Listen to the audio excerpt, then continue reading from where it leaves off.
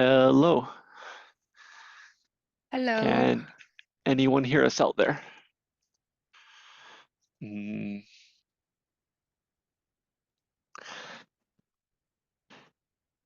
yeah, so hi, I'm Richard. I don't think you've seen me here before. I've been around CodeRefinery for a while, but haven't been teaching much this time. I guess you know you from previous, Yes, yeah, some I was here other day. for the documentation session, so maybe most of you have seen me before. Yeah, but Yeah. Yeah, so welcome to the last day. Who's excited? I mean, I'm kind of am. yes, super Yeah. excited. Yeah, I mean, Yeah. this is a day ever since we had we redefined or rewrote this last day's lesson. It's always been one of my favorite days of CodeRefinery, just because it's such a like it wraps things up so well and so interactive. Um, Maybe first we should do the audio check. Um, Yeah, so can people hear us and are we fairly balanced?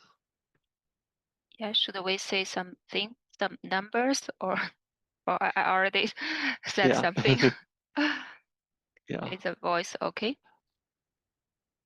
Mm, It it seems good.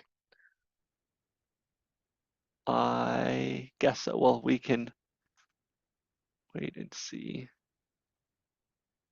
No. Okay, well, if you can't, I is can it hear. balanced? That's the most important thing. Yeah, are we like the same volume? Okay, Okay, good. great. Someone writes down it's balanced in the notes. Yes. Okay, so yeah, how should we start? My checklist says we should summarize what happened last time. So what was the Yes. previous session? It was automated testing.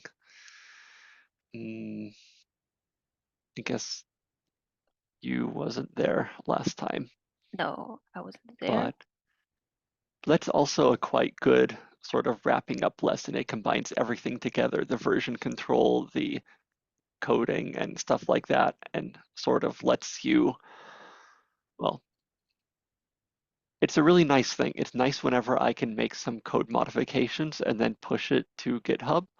And then when I get an email automatically from GitHub that says, oh, you broke your code. It's like, okay, well, good. Now I can fix it sooner rather than later. It actually takes a lot of stress off of me and helps me find problems earlier rather than later. Um, was there any particular feedback from last time? I guess none of us were here then, but Yeah, I haven't got time to read the feedback from last yeah, time, actually. Sorry. yeah. Um, but what are the expectations for today, and why should people stay?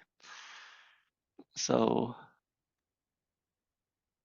Yes, basically, the yeah, topic today is modular code development, uh, but it will connect everything together.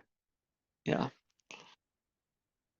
yeah. And you get to see us live code. So you get to see us take suggestions from the audience and we'll add it to our stuff and make try to take something and we slowly migrate it from a Jupyter notebook to something that can be reused. And that really is a kind of realistic um, arrangement of things or something like that. Yes. For the So icebreaker we have here, what programming languages do you normally work in? yeah, we can see someone selected Python. Actually, that's also the language I used most of the time. Yeah, Um, same. mm, but it it doesn't matter if you're not comfortable with Python for this session. I mean, mm, Mm, right, yeah. So yeah, we are from mainly my talking why we should do modular code development than how to. Yeah. Yeah, my understanding is our example is in Python, but Mm. if you don't know Python, like we're not talking about Python itself, we're talking about what we do, and it's pretty much the same in any language.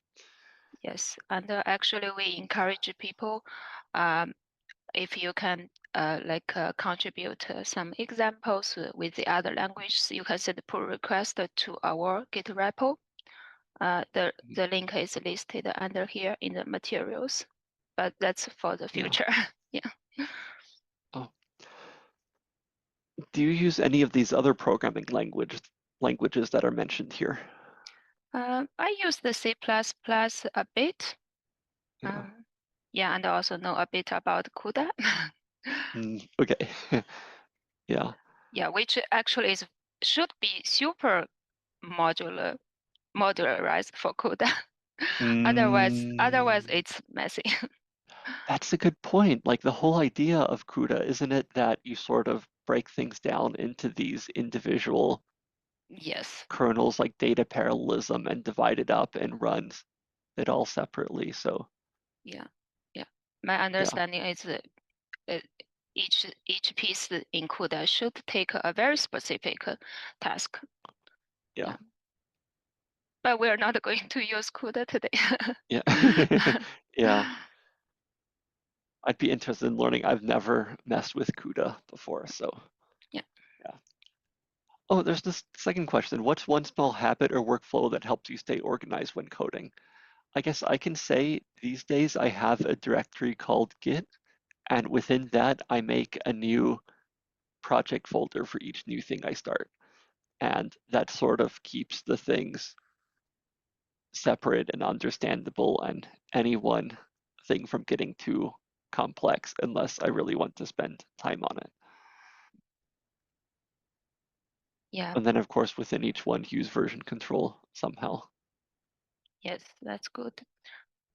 Well, for me, it's not a habit developed at the very beginning of my career, but somehow I learned after a while that I should think about uh, the file system before starting something.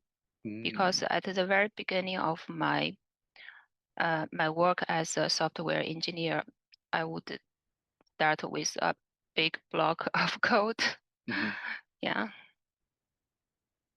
Okay, okay, yeah. So you mean like dividing it into separate files or somehow organizing it on disk Yeah. better? Yeah. I yeah. Mhm. Maybe not necessary That's for a all good one. projects, but it's good to keep that in mind, I think. Yeah. Yeah, I can say my project organization has gotten a lot better in the last 10 years. Yeah, me too.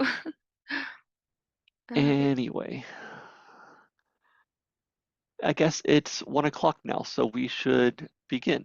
Um, Yes.